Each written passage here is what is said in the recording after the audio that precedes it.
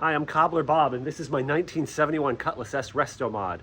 In today's video, we're going to install this thing into the fuel tank and make a massive improvement on the fuel system, I hope. Okay, so let's go.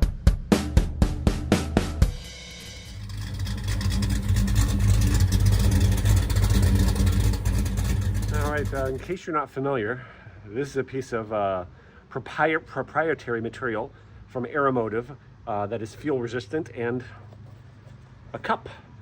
This is my Cutlass, and this is going to help you guys if you've got EFI, an in-tank fuel pump that's been added into an older fuel tank and it does not have special EFI baffling. That's what this thing is going to really help with, the fuel sloshing around. And by the way, I know what a lot of people are going to go and comment right away. Well, you can just buy fuel tanks with baffles already built in them. I get that, but I'm telling you, I have an inane amount of money wrapped up in this car, and I didn't try to throw money at it. I mean, you can spend, it's like almost like everything's a unit of $1,000 anymore. And I'm not kidding. Like, for example, front brakes. I pieced it together myself, and I saved, I don't know, probably about $1,000 or something like that. With my cross member, oh, you can go buy a cross member for 4L80E double hump. Yeah, but those things are like $400 or something like that. I built one myself out of the stock. So that's why I'm doing this, is I'm just trying to cut money without cutting corners, if that makes sense. I want to have a great result, without having to skimp on things or throwing thousands of dollars at things. So if you notice, it's got basically some vent holes. I wouldn't say vent, but holes to be able to let fuel in. The idea of this thing is this works. I'll show you as we tear it apart here how I install it. But basically what you want to do is return the fuel into this bucket, instead of into the big tank. Pretty much any fuel injected car has some kind of mechanism to hold fuel around the fuel pump pickup. For example, almost 22 years ago, I had a 1986 Cutlass with a big block 30 over 455 volts and a Quadrajet, but it had an in-tank electric fuel pump. And what I did in that car was I used this. This is an actual Grand National gas tank. I take that back. What you're seeing here is the inside of the stock replacement tank. I cut it open, and this is the baffling, this bucket, I guess I would call it, is out of a Buick Grand National OEM gas tank. Now you can see kind of has the same thing. Some baffling, some walls, and the whole point of it is to let gas in to the bucket, fill the bucket, with the returned fuel, and that holds fuel around the fuel pump pickup, even when the fuel in the gas tank is getting low. So then after I installed that into the new gas tank, because the Grand National gas tank was pretty rusty, I then perimeter welded it, and I forget now what I did, but I sealed over the weld with something. And that worked really well. That's gonna make a big difference in my car. I can tell you for a fact, when you get down to about 7 gallons, 5 to 7 gallons, if I fling it around a corner, like not in a crazy way, you know what I mean? But just kind of fling it around a corner, I've had the motor die, because the fuel sloshes away from the pickup. Especially bad with this kind of gas tank. Let me turn the camera around. It's especially bad with the A body, because I don't know if you can really tell from here, but it is a very broad, flat tank, and the inside depth of the tank is only about 7 inches. So do you see where it bends up here? Right there, where it bends up, there's a wall in front of that. I don't know if you can tell. When I open this hatch up here, I'll show you, but the pickup is kind of in the middle of the tank before it raises up. So fuel can slosh away left and right because it's so wide, and front to back as well. Absolutely one of the best mods I've ever done to this car is putting in a fuel pump hatch.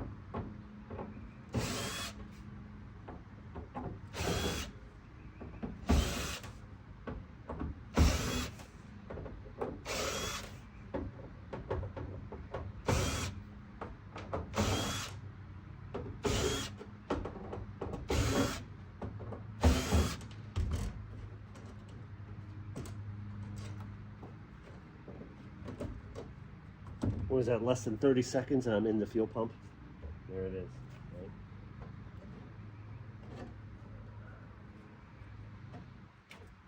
Right? It's disconnected. Now all I got to do is take out these 5 Allen screws to be able to get the pump assembly up out.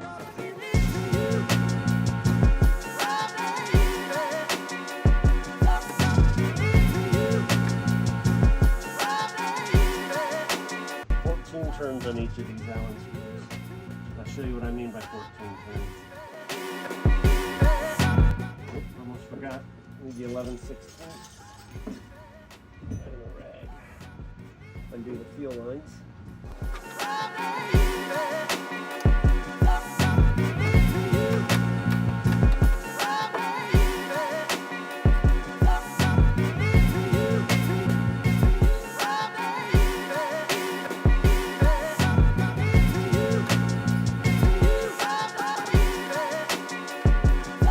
Fuel lines are off, and now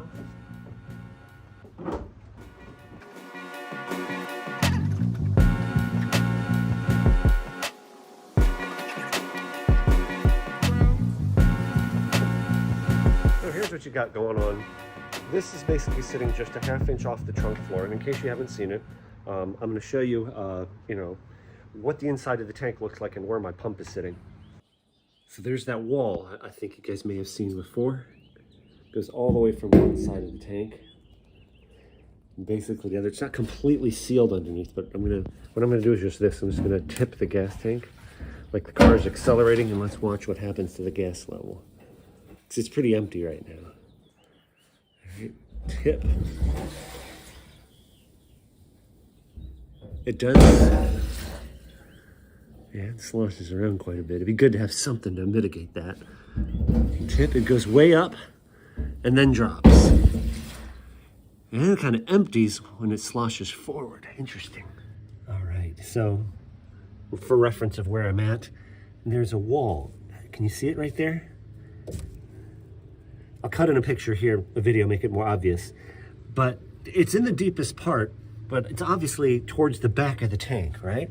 So what we're trying to do is create some way to keep fuel in the tank. That's all this thing does. Now I'm gonna have to cut it way the heck down. I guess what I'm debating is, do I keep the tank or that tub that high, or do I cut that tub down a little bit too? I might cut that tub down just a little bit. I'm not sure. I'll think about that. So the depth inside, if you go to the bottom of that lip, is almost exactly 6.5 inches. So I think that's what I'm going to cut to the height of that foamy stuff to. So I took the foam out of the bucket. I'm going to make sure that the sock there is underneath. And the way they had it, it was a little bit of a gap there so that that doesn't get crushed. That's pretty good. It's like almost all the way to the bottom there. You can see the foam poking through. Now I'm going to squish this and put it in.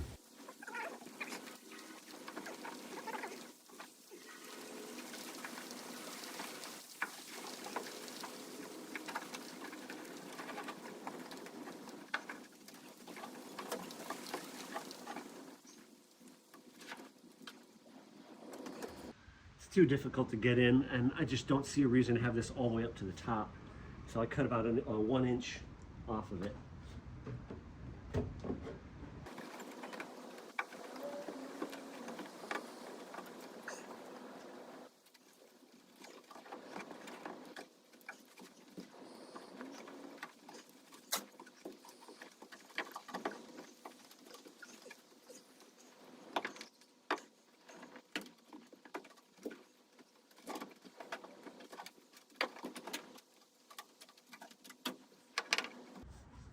Ugh, it's in there. All right, new strategy. Let's put that cup in there, the foam cup in there, and then just slide this thing down in.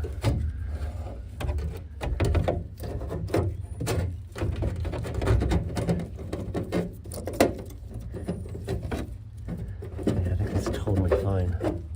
Only tricky thing about that was these little locking tabs rotate out. I think the foam on this bolt and this bolt was preventing that tang from rotating out, and I couldn't tighten up the bolts, so that was fixed once I just cut a little bit of the foam away to let that tang rotate out. But I'll leave this open until after I leak check it.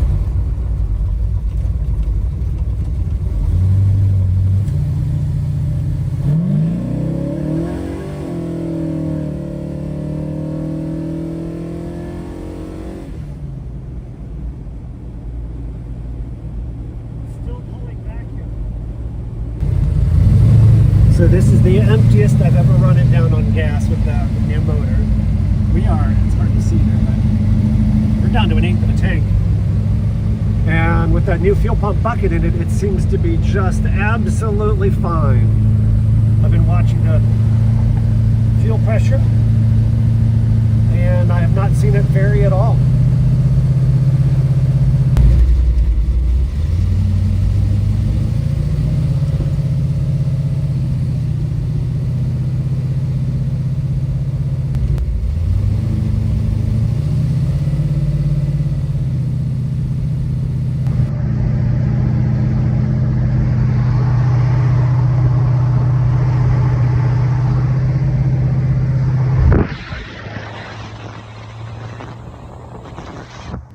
This is a momentous occasion. I am at a Shell station. We went, what, 121 miles? And I put 12.1 gallons in it. You know what that means? We broke the 10 mile per gallon barrier. Yes! So here's an executive summary of what I believe is a bulletproof fuel system for any street car, EFI street car, or EFI street strip car, up to about 700 horsepower-ish. So let's start with the electrical side of it.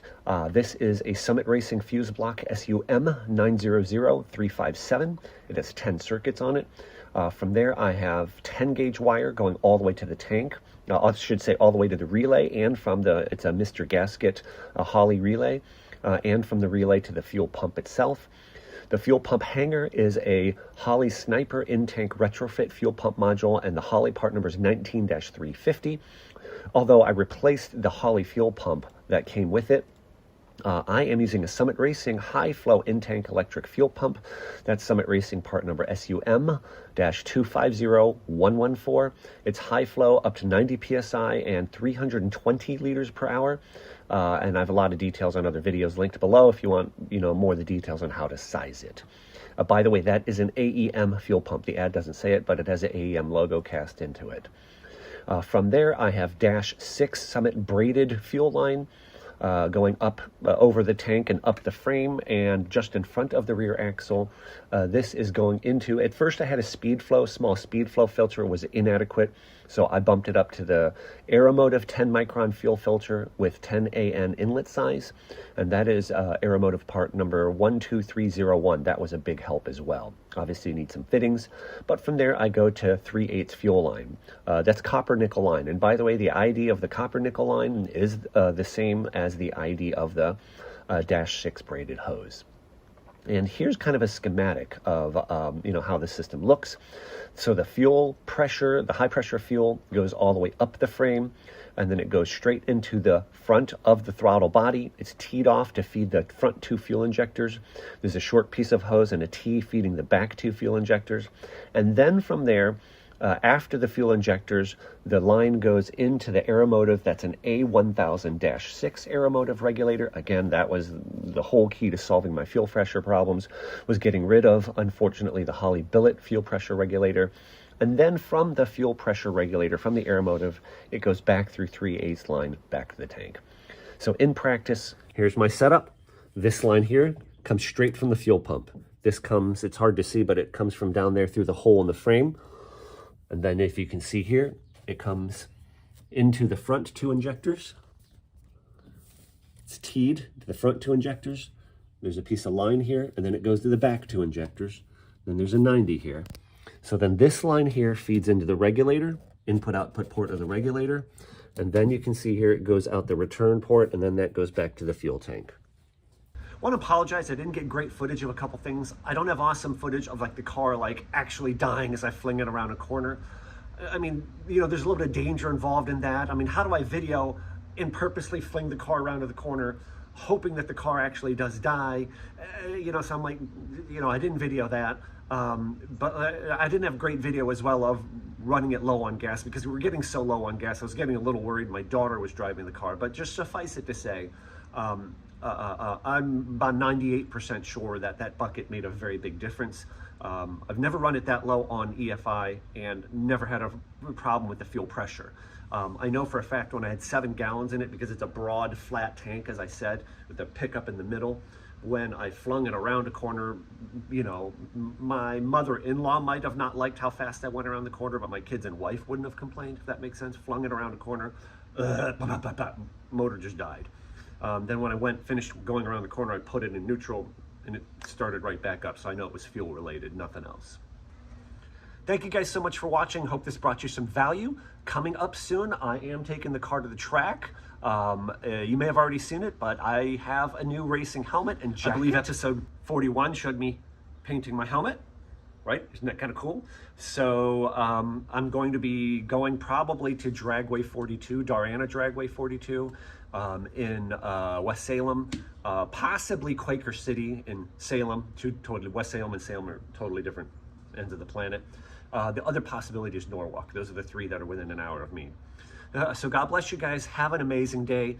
Thank you for watching and or subscribing or hitting the little thumbs up, the like button. And I will see you guys in the next video.